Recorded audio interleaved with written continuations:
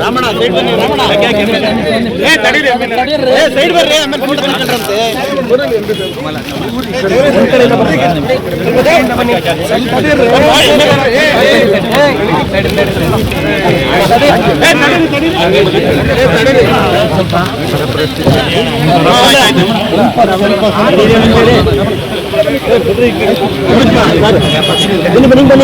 ಬನ್ನಿ ಸರ್ ನೀವು.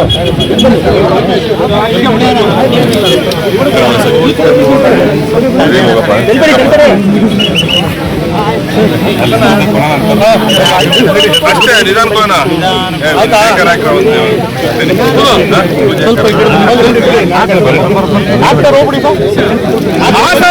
ಶಿವಲಿಂಗೇಗೌಡರಿಗೆ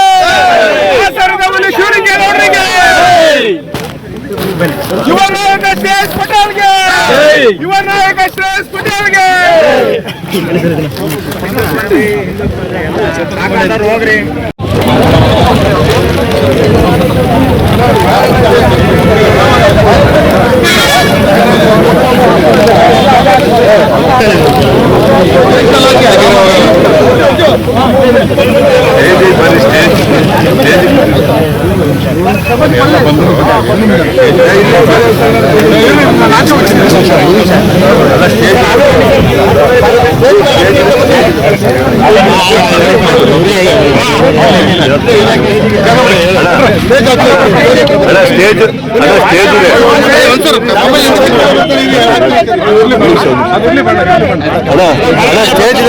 ಸ್ಟೇಜ್ ಬರ್ರಿ ಅಣ್ಣ.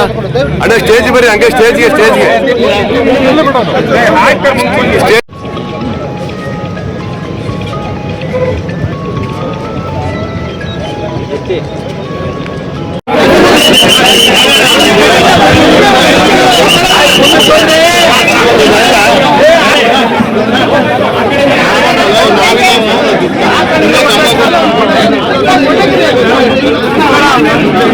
ಹಿಂದೆ ಬನ್ನಿ ಸ್ವಲ್ಪ ಬಿಡಿ. ಎಲ್ಲ ಬರ್ತಾರೆ.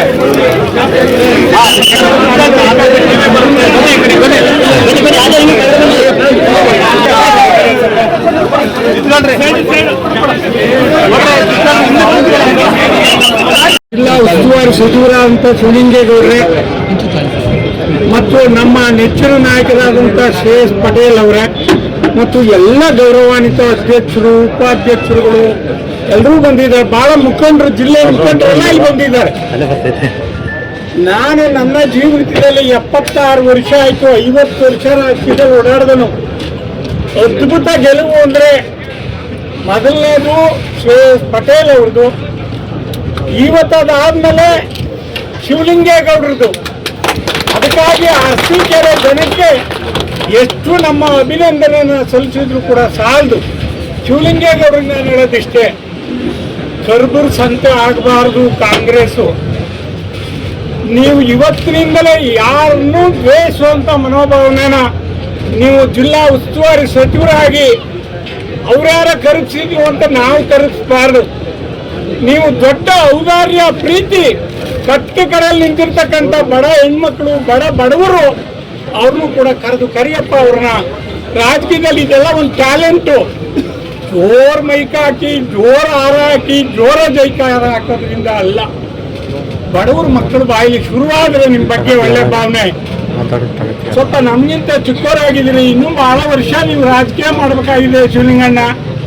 ಶ್ರೇಯಸ್ ಅವರು ಕೂಡ ಅಷ್ಟೇ, ಎಂದೂ ಯಾರನ್ನು ಕರ್ಪಿಸುವಂತ ರಾಜಕೀಯ ಮಾಡಬೇಡಿ, ಅದು ನಮ್ಮನ್ನೇ ಅಧಪತನಕ್ಕೆ ತಗೊಂಡು ಹೋಗುತ್ತೆ ಅಂತ ಒಂದು ಒಳ್ಳೆ ರಾಜಕೀಯನ ಇರುವ ಮುಖಂಡರು, ಎಲ್ಲ ಡಿಪ್ಯೂಟೆಡ್ MLAಗಳು, ಈ ಜಿಲ್ಲೆಯ ಎಲ್ಲ ಮುಖಂಡರು ಕೂಡ ಕರ್ಕೊಂಡು ಸಮಸ್ತ ಜನಾಂಗದ ಜನರನ್ನು ಕೂಡ ಜೊತೆಗೂಡಿಸ್ಕೊಂಡು ರಾಜಕೀಯನ ಆರಂಭ ಮಾಡಿ ದಾರಿನ ಬಡವರೇ ತೋರಿಸ್ತಾರೆ ನಿಮ್ಮ ಗೆಲುವಿಗೆ. ಮುಂದಿನ ದಾರಿ ಅನ್ನೋದು ಕೂಡ ಈ ಜಿಲ್ಲೆ ಜನ, ಈ ರಾಜ್ಯದ ಜನ ನಿಮ್ಮ ಪರವಾಗಿರ್ತಾರೆ ಅಂತಕ್ಕಂಥ ಮಾತನ್ನು ಹೇಳಿ, ಇವತ್ತೇನು ನಮ್ಮ ಗಡಿನಲ್ಲಿ ರಿಸೀವ್ ಮಾಡ್ಕೊತಾ ಇದ್ದಾರೆ ಜಿಲ್ಲಾ ಆಡಳಿತದ ಎಲ್ಲರೂ, ಅವ್ರಿಗೂ ಕೂಡ ಅಭಿನಂದನೆ ಥ್ಯಾಂಕ್ಸ್ ತಿಳಿಸಿ, ಶಿವಲಿಂಗೇಗೌಡರಿಗೆ, ಶ್ರೇಯಸ್ ಅವರಿಗೆ, ನಮ್ಮ ಎಲ್ಲ ಜಿಲ್ಲಾ ಮುಖಂಡರೆಲ್ಲ ಬಂದಿದ್ದಾರೆ.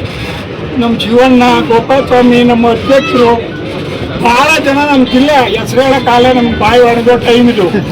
ದಯಮಾಡಿ ನಿಮ್ಮೆಲ್ಲರಿಗೆ, ಎಲ್ಲ ಹಿರಿಯ ಅಧಿಕಾರಿಗಳಿಗೆ ಮತ್ತೊಮ್ಮೆ ಶಿವಲಿಂಗೇಗೌಡರಿಗೆ ಅಭಿನಂದನೆಯನ್ನು ಸಲ್ಲಿಸಿ ಶ್ರೇಯಸ್ ಪಟೇಲ್ ಅವರಿಗೂ ಕೂಡ ಈ ಕೀರ್ತಿ ದಕ್ಕಬೇಕು.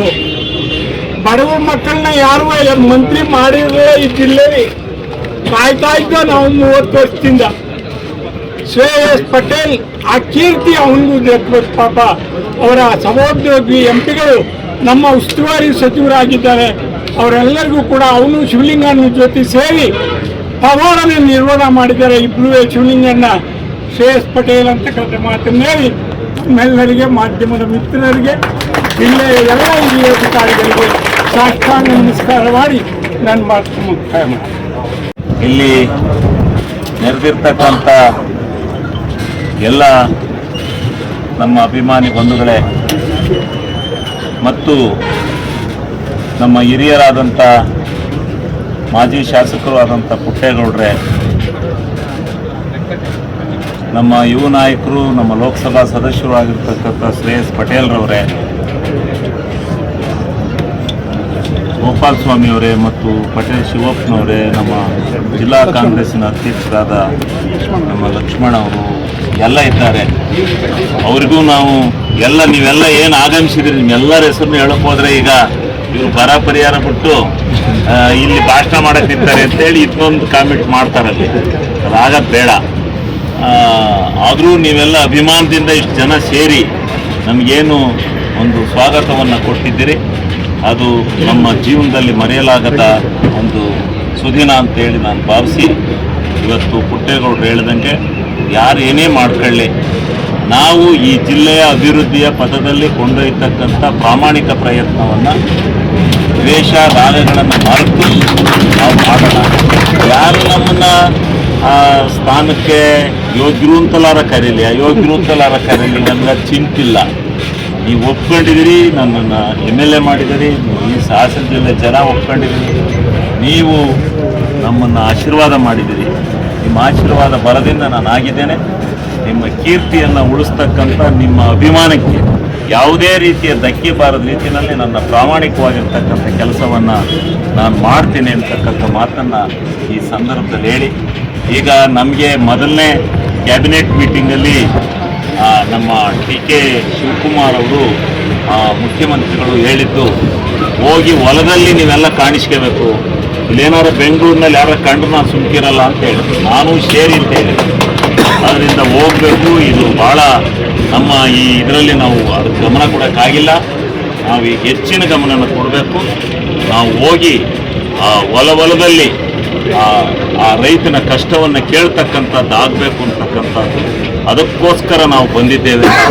ಅದಕ್ಕೋಸ್ಕರ ಇವತ್ತು ಸಂಭ್ರಮ ಅಲ್ಲ, ಆದರೂ ನೀವೆಲ್ಲ ಇದ್ದೀರಿ. ನಿಮ್ಮ ಅಭಿಮಾನಕ್ಕೆ ನಾವು ಮಾತಾಡಲೇಬೇಕು, ಅದಕ್ಕೋಸ್ಕರ ಮಾತನಾಡಿದ್ದೀವಿ. ಮುಂದೆ ರಾಜಕಾರಣನ ಒಳ್ಳೆ ರೀತಿಯಲ್ಲಿ ತಗೊಂಡು ಹೋಗೋಣ. ಈ ಜಿಲ್ಲೆ ಭಾಳ ರಾಜಕಾರಣದಲ್ಲಿ ಭಾಳ ಶ್ರೇಷ್ಠವಾದ ಜಿಲ್ಲೆ ಅಂತೇಳಿ ಇಡೀ ಕರ್ನಾಟಕ ರಾಜ್ಯ ಎಲ್ಲ ಭಾರತ ದೇಶಕ್ಕೆ ಗೊತ್ತು.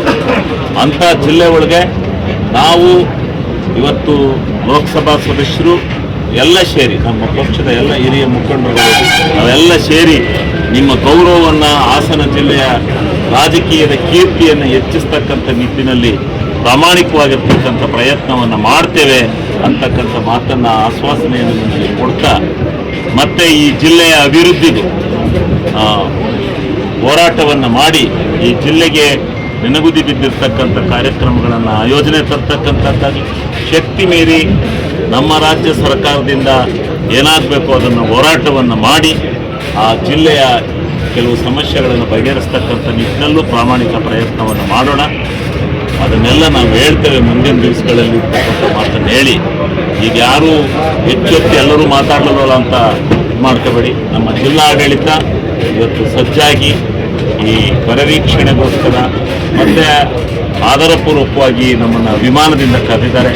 ಅದೇ ರೀತಿ ಅವರು ಸಹ ಅಭಿಮಾನದಿಂದ ಈ ಜಿಲ್ಲೆಯ ಜನತೆಯ ಕೆಲಸ ಕಾರ್ಯಗಳನ್ನು ಮಾಡಿಕೊಡ್ತಕ್ಕಂಥದ್ರಲ್ಲಿ ಪ್ರೀತಿ ವಿಶ್ವಾಸವನ್ನು ತೋರಿಸಲಿ.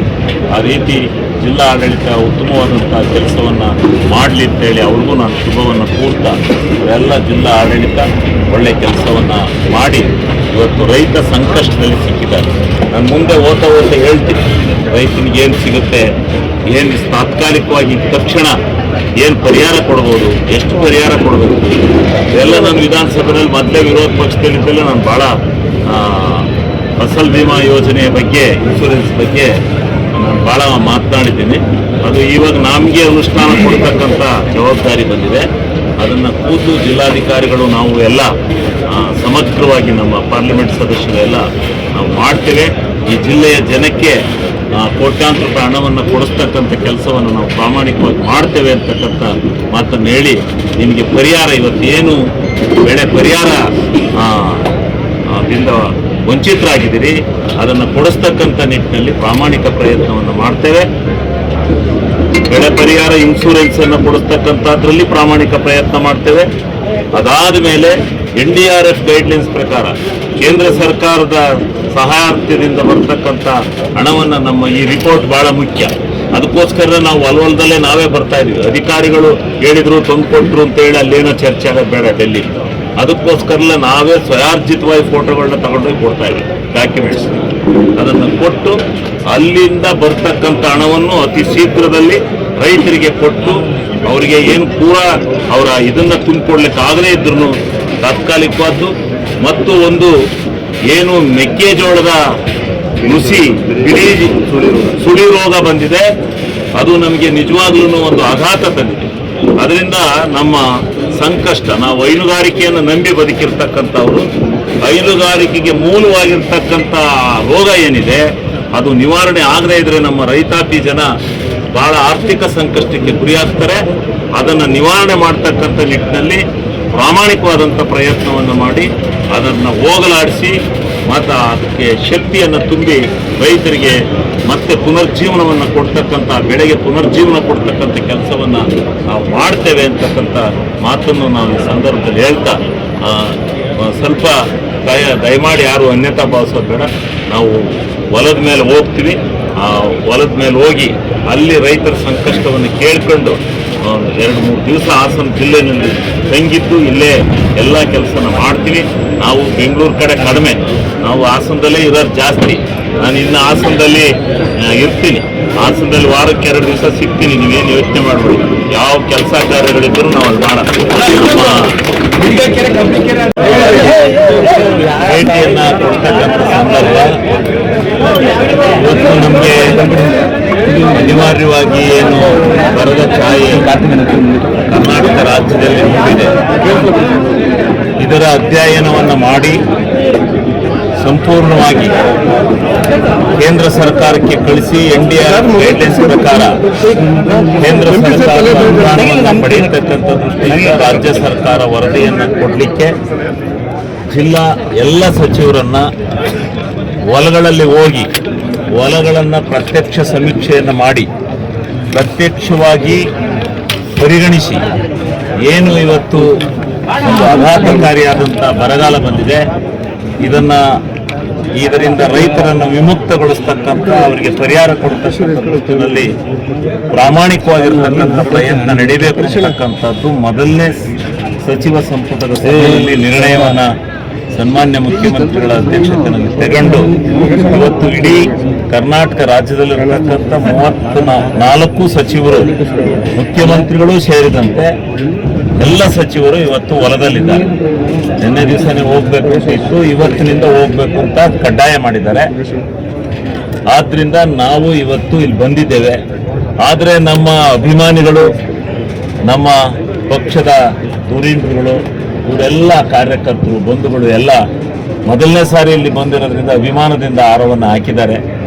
ನಾವು ಕ್ಷಮಿಸಿ, ಬರಕ್ಕೆ ಅಧ್ಯಯನ ಬಂದಂಥ ಸಂದರ್ಭದಲ್ಲಿ ಹಾರ ತುರಾಯಿಗಳನ್ನು ಹಾಕಿಸ್ಕೊಳ್ತಕ್ಕಂಥದ್ದು ಸಂಪ್ರದಾಯ ಅಲ್ಲ. ಆದರೂ ಅನಿವಾರ್ಯವಾಗಿ ಇವತ್ತು ಅವರ ಉತ್ಸಾಹಕ್ಕೆ ನಾವು ಮನ್ನಣೆಯನ್ನು ಕೊಡಬೇಕಾಗಿದೆ. ಅದರಿಂದ ದಯಮಾಡಿ ಕ್ಷಮಿಸ್ತೀವಿ. ಎಲ್ಲ ನಮ್ಮ ಜನ, ನನ್ನ ಜಿಲ್ಲೆಯ ಜನ ಯಾವುದನ್ನು ತಪ್ಪು ತಿಳ್ಕೋಬಾರ್ದು ಅಂತ ಹೇಳಿ ಇವತ್ತು ಹಾಸನ ಜಿಲ್ಲೆಗೆ ಒಂದು ಹೊಸ ನಾಯಕತ್ವವನ್ನು ನಮ್ಮ ಕಾಂಗ್ರೆಸ್ ಪಕ್ಷದ ವರಿಷ್ಠರಾದಂಥ ರಾಹುಲ್ಜಿಯವರು, ವೇಣುಗೋಪಾಲ್ಜಿಯವರು, ಸುರ್ಜೇವಾಲಾ ಅವರು, ಖರ್ಗೆ ಅವರು, ಇವರೆಲ್ಲರೂ ಸೇರಿ ನಮಗೆ ಕೊಟ್ಟಿದ್ದಾರೆ. ಅದರ ಜೊತೆಯಲ್ಲಿ ಇವತ್ತು ನಮ್ಮ ರಾಜ್ಯದ ಮುಖ್ಯಮಂತ್ರಿಗಳಾದಂಥ DK ಶಿವಕುಮಾರ್ಜಿಯವರು, ನಮ್ಮ ನಾಯಕರಾದಂಥ ಮಾಜಿ ಮುಖ್ಯಮಂತ್ರಿಗಳು, ಈ ರಾಜ್ಯದ ನಾಯಕರು ಆಗಿರ್ತಕ್ಕಂಥ ಸಿದ್ದರಾಮಣ್ಣ ಅವರು ಎಲ್ಲರೂ ಸೇರಿ ನಮ್ಮ ಪಕ್ಷದ ಅಧ್ಯಕ್ಷರಾದ ಹರಿಪ್ರಸಾದ್ ಅವರು ಎಲ್ಲ ಮುಖಂಡರುಗಳು ಸೇರಿ ನಮ್ಮ ಹಾಸನ ಜಿಲ್ಲೆಗೆ ಒಂದು ಹೊಸ ನಾಯಕತ್ವವನ್ನು ಕೊಟ್ಟಿದ್ದಾರೆ.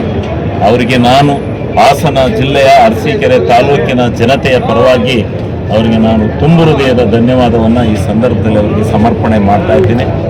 ಮತ್ತು ನಾನು ಹಾಸನ ಜಿಲ್ಲೆಗೆ ಪ್ರಥಮ ಬಾರಿಗೆ ಸಚಿವನಾಗಿ ಇಲ್ಲಿಗೆ ಬಂದು ನಿಂತಿರೋದ್ರಿಂದ ನನಗೆ 4 ಸಾರಿ ಮತವನ್ನು ಕೊಟ್ಟು ನನ್ನನ್ನು ಆರಿಸಿ ಕಳಿಸಿ ನನಗೆ ಒಂದು ನಿರಂತರವಾಗಿರ್ತಕ್ಕಂಥ ರಾಜಕೀಯ ಶಕ್ತಿಯನ್ನು ತುಂಬಿರ್ತಕ್ಕಂಥ ನನ್ನ ಅರಸೀಕೆರೆ ಕ್ಷೇತ್ರದ ಜನತೆಗೆ ನಾನು ತುಂಬ ಹೃದಯದ ಧನ್ಯವಾದವನ್ನು ಮೊದಲು ಸಮರ್ಪಣೆ ಮಾಡಿ, ತದನಂತರ ನನ್ನ ಹಾಸನ ಜಿಲ್ಲೆಯ ಜನತೆ ನನಗೇನು ಆಶೀರ್ವಾದ ಮಾಡಿದ್ದಾರೆ ಆದರೆ ಅವರಿಗೆ ಹಾಸನ ಜಿಲ್ಲೆಯ ಜನತೆಗೂ ಸತ್ಯ ನಾನು ತುಂಬ ಹೃದಯದ ಧನ್ಯವಾದವನ್ನು ಸಮರ್ಪಣೆ ಮಾಡಿ, ಹಾಸನ ಜಿಲ್ಲೆಯ ರಾಜಕಾರಣ ಭಾರತ ದೇಶದ ಇತಿಹಾಸದಲ್ಲಿರ್ತಕ್ಕಂಥದ್ದು. ಇಂಥ ಭಾರತ ದೇಶದ ಇತಿಹಾಸದಲ್ಲಿರ್ತಕ್ಕಂಥ ಈ ಜಿಲ್ಲೆನಲ್ಲಿ ಮಂತ್ರಿಗಿರಿಯನ್ನು ಮಾಡ್ತಕ್ಕಂಥ ಜಿಲ್ಲೆಗೆ ಒಂದು ಐತಿಹಾಸಿಕ ದಿನ ಅಂತಲೇ ಹೇಳ್ಬೋದು. ನಮ್ಮೆಲ್ಲರ ಕೂಗು, ನಮ್ಮೆಲ್ಲರ ಒಂದು ಬೇಡಿಕೆ, ನಮ್ಮ ಬಹುದಿನದ ಒಂದು ಆಸೆ, ಅದು ನಮ್ಮ ಜಿಲ್ಲೆಗೆ ನಮಗೆ ಆ ಕೂಗಿನ ನಮ್ಮ ವರಿಷ್ಠರು ರಾಹುಲ್ ಗಾಂಧಿ ಸಾಹೇಬರು ಇಂಥ ಹಿಡಿದು ವೇಣುಗೋಪಾಲ್ ಸಾಹೇಬರು, ಖರ್ಗೆ ಸಾಹೇಬರು, ನಮ್ಮ ಮುಖ್ಯಮಂತ್ರಿಗಳಂಥ ಡಿ ಕೆ ಶಿವಕುಮಾರ್ ಸಾಹೇಬರು, ಮಾಜಿ ಮುಖ್ಯಮಂತ್ರಿಗಳಂಥ ಸಿದ್ದರಾಮಯ್ಯ ಸಾಹೇಬರು ಹಾಗೂ ನಮ್ಮ PCC ಅಧ್ಯಕ್ಷರಂತ ಡಿ ಕೆ ಹರಿಪ್ರಸಾದ್ ಸರ್ ಎಲ್ಲ ಸೇರಿ ನಮ್ಮ ಜಿಲ್ಲೆಗೆ ನಮ್ಮ ಶಿವಲಿಂಗಣ್ಣ ಅವ್ರನ್ನ ಇವತ್ತು ಸಚಿವನಾಗಿ ಮಾಡಿ ಕಳಿಸಿದ್ದಾರೆ. ನಮ್ಮೆಲ್ಲರಿಗೆ ಒಂದು ಅತ್ಯಂತ ಸುದಿನ. ಜೊತೆಗೆ ಇವತ್ತು ಶಿವಲಿಂಗಣ್ಣ ಅವರು ಪ್ರಪ್ರಥಮವಾಗಿ ನಮ್ಮ ಹಿರಿಸಾವಳಿ ಗಡಿಗೆ ಬಂದಿದ್ದಾರೆ. ನೀವೆಲ್ಲ ಆಧಾರವಾಗಿ ಸ್ವಾಗತವನ್ನು ಮಾಡಿದ್ದೀರಿ. ನಿಮಗೆಲ್ಲ ಕೃತಜ್ಞತೆಗಳನ್ನ ನಾವು ಸಲ್ಲಿಸಬೇಕಾಗ್ತದೆ. ಯಾಕಂತ ಹೇಳಿದ್ರೆ ನೀವು ಒಂದು ನಂಬಿಕೆ ಎಲ್ಲ ಇಟ್ಟು ನಮಗೆ ಭರವಸೆ ಇಟ್ಟಿದ್ದೀರಿ ಅಂತ ಮುಂದಿನ ದಿನಗಳಲ್ಲಿ ಶಿವಲಿಂಗಣ್ಣ ಅವರ ನೇತೃತ್ವದಲ್ಲಿ ಖಂಡಿತವಾಗಿಯೂ ಆ ಭರವಸೆಯನ್ನು, ನಂಬಿಕೆಯನ್ನು ಉಳಿಸ್ಕೊಳ್ಳುವ ಕೆಲಸವನ್ನು ನಾವೆಲ್ಲ ಸೇರಿ ಮಾಡ್ತೀವಿ ಅಂತ ಹೇಳ್ತಾ, ಇನ್ನೂ ಇವತ್ತು ಬರ ಅಧ್ಯಯನಕ್ಕೆ ಸುಮಾರು ಗ್ರಾಮಗಳಿಗೆ ತಾಲೂಕು ಹೋಗಬೇಕಾಗಿತ್ತು ಅಂತ ನಮ್ಮ ಶಿವಲಿಂಗಣ್ಣ ಅವರು ಮಾತಾಡ್ತಾರೆ.